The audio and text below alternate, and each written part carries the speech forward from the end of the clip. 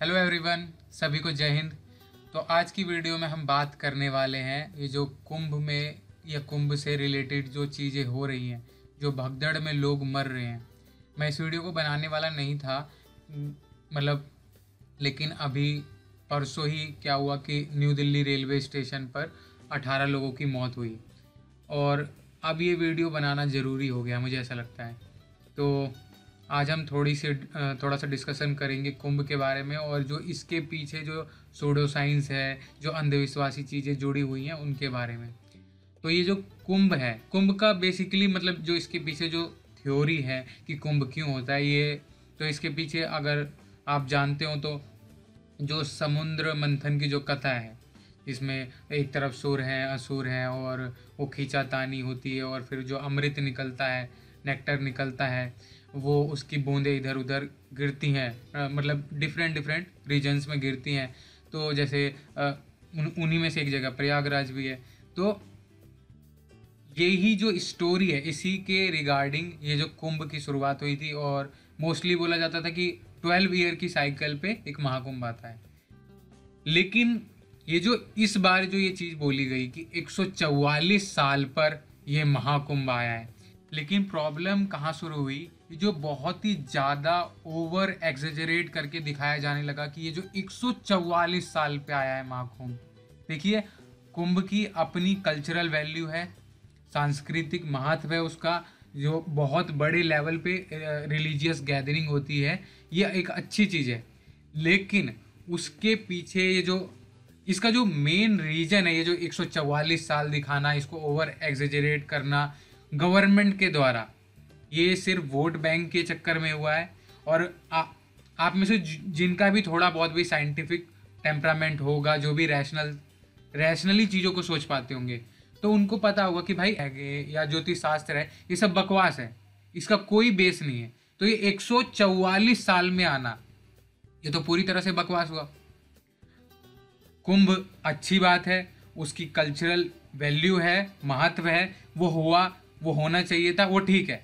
लेकिन ये जो हद से ज़्यादा इसको दिखाना दिखाना कर करके, और उस टाइम फिर मतलब कुछ दिनों पहले जो कुंभ में भगदड़ मची और फिर सरकार उस पर कोई जवाबदेही नहीं है, सरकार की भगदड़ में लोग मर गए। और फिर ये बाबा चंद बाबा आके कहते हैं, ये जैसे बागेश्वर धाम वाले का स्टेटमेंट था धीरेन्द्र शास्त्री का, कि जो लोग मर गए उस भगदड़ में उनको मोक्ष की प्राप्ति हो गई, और जो जो नहीं मरे, मतलब जो नहीं गए, वो देशद्रोही हैं। इसका क्या मतलब हुआ? देश में तो बहुत से धर्म होंगे और हर एक का अलग पॉइंट ऑफ व्यू है, सबके अपने सोचने के तरीके आएंगे। जो और दूसरी सबसे बकवास स्टेटमेंट ये जो कि जो लोग वहाँ मर गए वो उनको मोक्ष मिल गया। मुझे बहुत तो नहीं पता, लेकिन हिंदू धर्म की जो फिलॉसफी है उसमें मौत से ज़्यादा मोक्ष को मतलब वैल्यू किया जाता है। तो इस ऐसे तो फिर जाके धीरेन्द्र शास्त्री को भी वही मर जाना चाहिए था। ये मतलब इतनी बेहूदी बात है, और ये बोली इसलिए जाती है ताकि एक बात से जो लोग मर गए रहे हैं भगदड़ में, उस बात से लोगों का ध्यान हट जाए और दूसरी तरीके पे दूसरी बहस छिड़ जाए। ये चीज़ें आपको समझनी पड़ेंगी।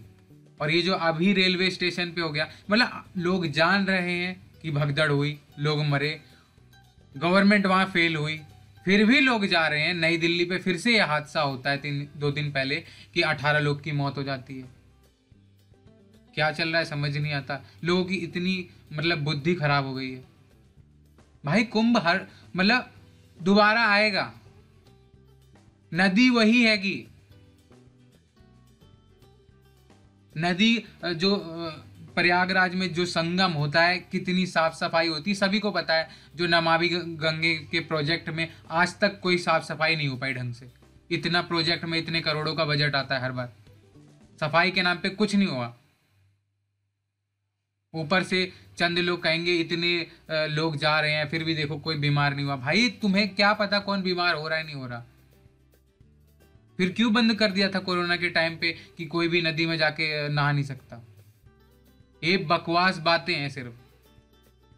आप थोड़ा सा डीपली रिसर्च करो चीज़ों के बारे में, आपको पता चल जाएगा। वो जो माइक्रोफेजिस वगैरह जो होते हैं नदियों में, किसी नदी में ज़्यादा होते हैं, किसी में कम होते हैं। हद पार हो गई हैं चीज़ें। अब जैसे जो इसकी स्टोरी है, ये जो समुद्र मंथन वगैरह की जो स्टोरी है, कथा है, ये एक माइथोलॉजिकल स्टोरी है। इसे मेटाफोरिकली कहा जाता है। ये सच में थोड़ी हुआ है कि एक तरफ सुर है एक तरफ असुर रहेंगे।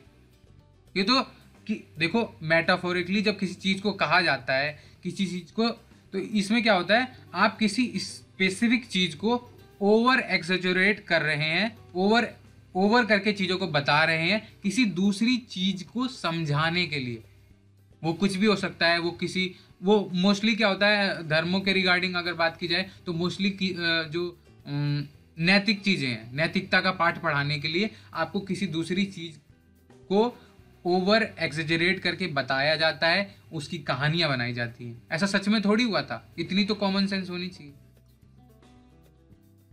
और अगर आपको थोड़ा सा और समझना है इसके रिगार्डिंग, तो आप ये इनका मतलब ये वाली वीडियो देख सकते हैं, विजेंद्र सर की secret of Mahakumbh 2025, what makes Mahakumbh the most powerful spiritual event.